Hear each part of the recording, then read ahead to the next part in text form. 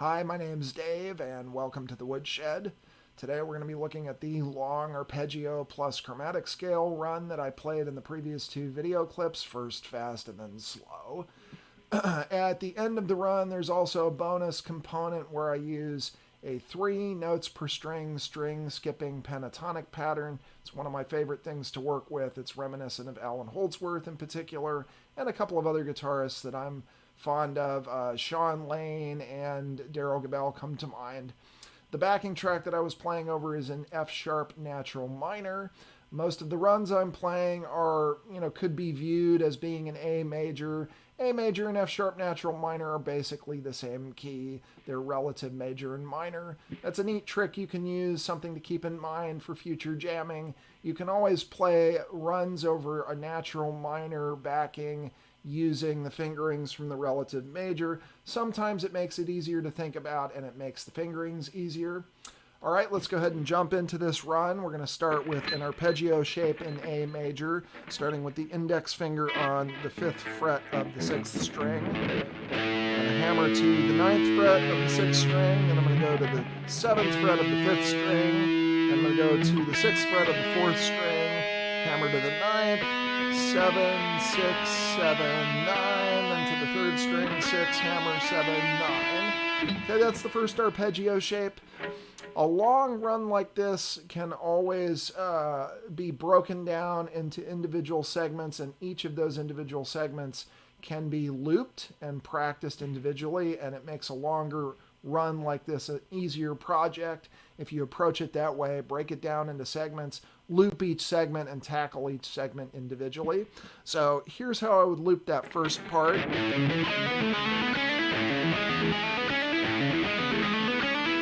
And it just makes that part easier so that when you move on to the next part, you have that down cold and you don't have to fight with the entire run start to finish. You can think about each individual segment one at a time.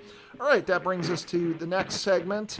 Index finger is going to start on the 7th fret of the 5th string, and I'm going to hammer to the 11th fret, and I'm going to go to the 9th fret on the 4th string, 7th fret on the 3rd string, hammer to the 11th fret, 9th, 7th, 9th, 11, using hammer-ons and pull-offs.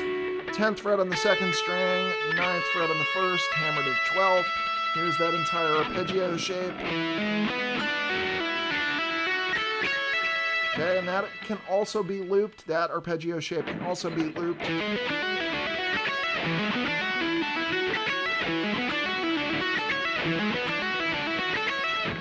Okay, and once I have those first two arpeggio shapes down, I can loop the two of them together back to back, and that makes it a little bit easier to get through those two shapes. Here's what that would sound like if I looped the two of them.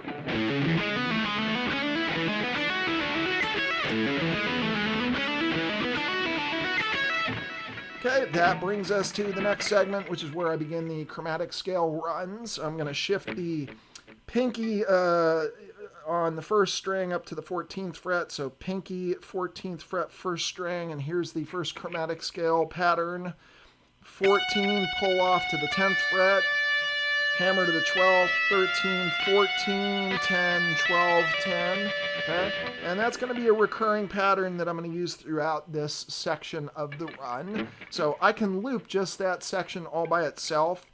14, 10, 12, 13, 14, 10, 12, 10.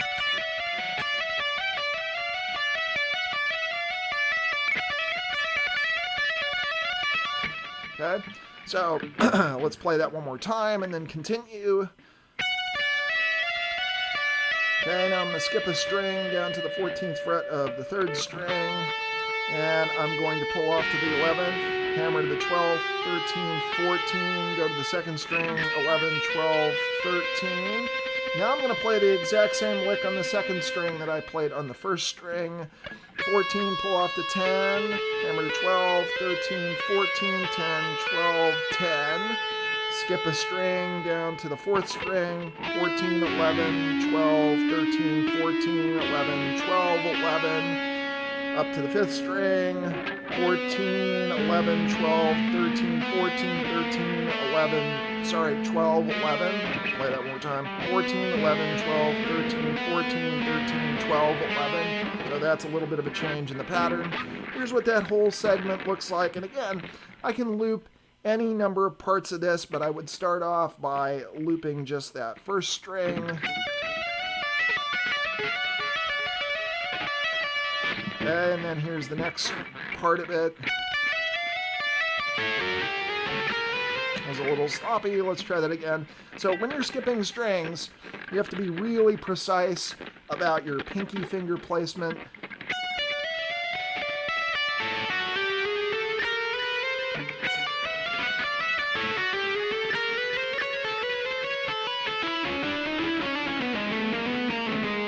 Okay, so there's that entire first section. Let's play that one more time with a little steadier rhythm. You want to keep the rhythm as steady as possible. Notice that part of the time I'm using hammer-ons from nowhere. I'm not always picking. It gives a smoother sound if you just use as many hammer-ons and pull-offs as possible and use the pick as little as possible.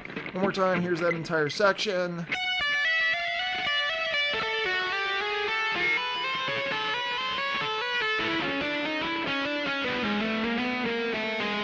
Okay, one more time.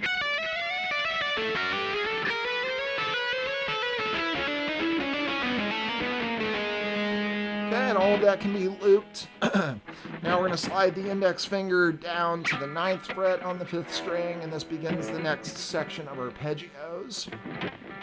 I'm going to play the 9th fret on the 5th string and hammer to the 12th fret. And I'm going to play the 11th fret on the 4th string and the 3rd string by barring the 3rd finger. Then I'm going to play the 10th on the 2nd, 9th and 12th on the 1st. Here's that whole arpeggio. And in slow motion, I play it as a triplet in 4/16. As you'll see in the tablature, I have it marked as a group of 7. So when I play it at a faster tempo, it just kind of mushes together. So it's a rhythmic group of 7. It's not really triplets or 16ths. It's just, that's what it sounds like at tempo.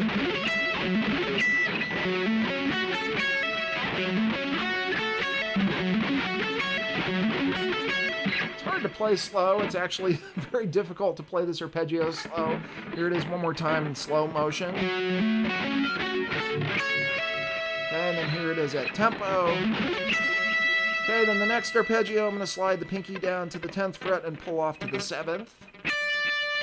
Then I'm going to play the 9th fret on the next 3 strings using the 2nd finger, 9th on the 2nd, 9th on the 3rd, 9th on the 4th. And I'm kind of rolling my 2nd finger so I don't get a chord.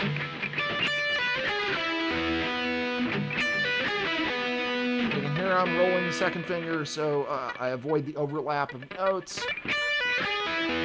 11th fret on the 5th string, pull off to the 7th. Here's that whole arpeggio again.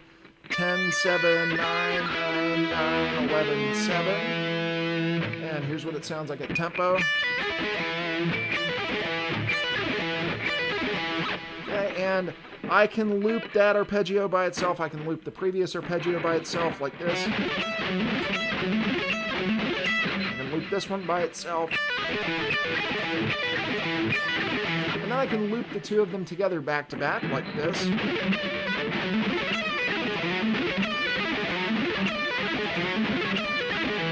Assuming, of course, I don't screw up like I did the first time.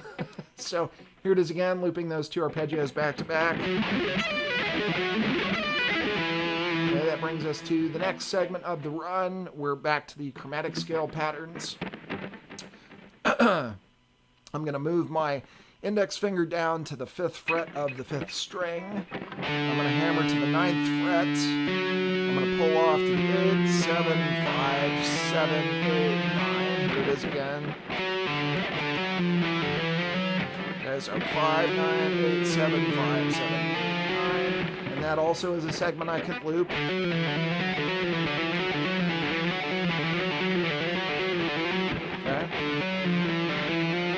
And I'm going to do the same pattern on the next string, but this time starting with the 6th fret. 4th string, 6, hammer to 9. 8, 7, 6, 7, 8, 9. Okay, so I can loop those two strings together back to back like this.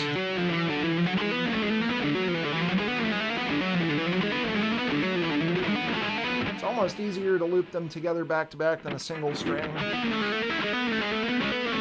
Although you can loop the strings individually or as a pair. Either one works. Here that is again. Okay, then I'm going to move to the third string, and this time the pattern's going to change again.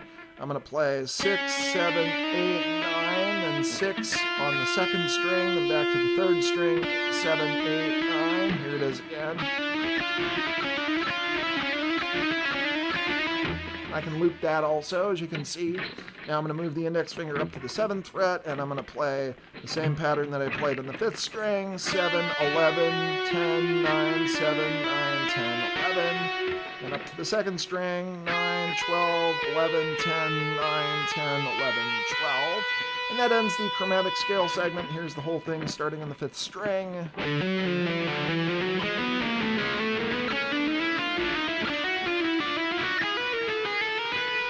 Okay, now I'm at the beginning of the bonus component of this run, the 3 notes per string, string skipping pentatonic pattern. I'm going to start with my index finger on the 9th fret, hammer to the 12th fret, 14th fret, pull off to the 9th, 12th, 9th.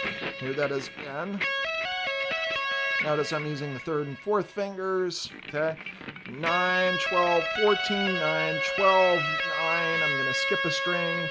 14th fret with the pinky, 11th fret, 9th, 11th, 14th, 9, 11, 9, 11, 14. Here that is again. Okay, so first string, 9, 12, 14, 9, 12, 9. Third string, 14, 11, 9, 11, 14, 9, 11, 9, 11, 14. And that also is that's a new segment that can be looped. I can just loop the 1st and 3rd string.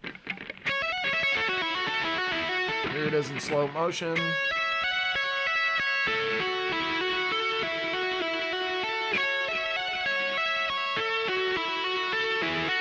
And when I speed it up, here's what I get.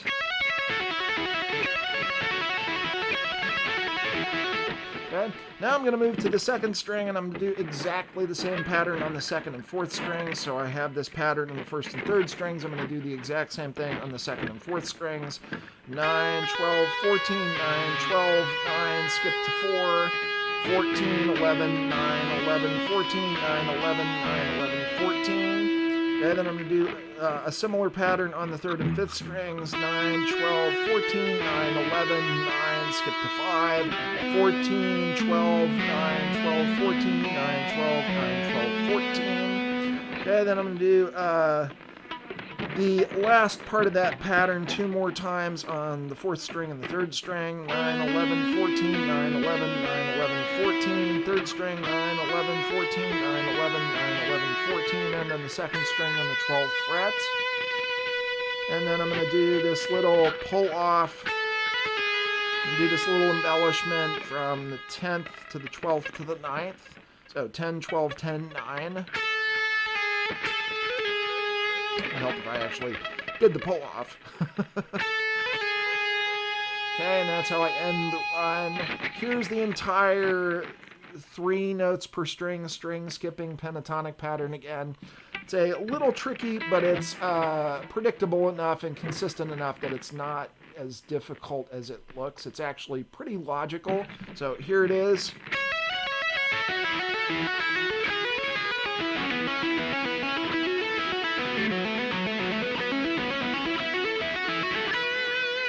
Here it is in tempo.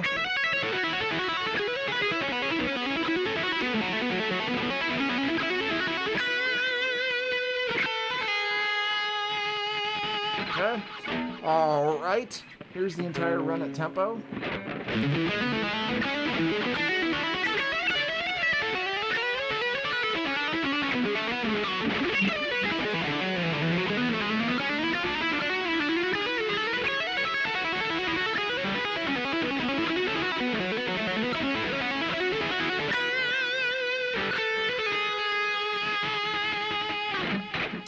Thank you for watching.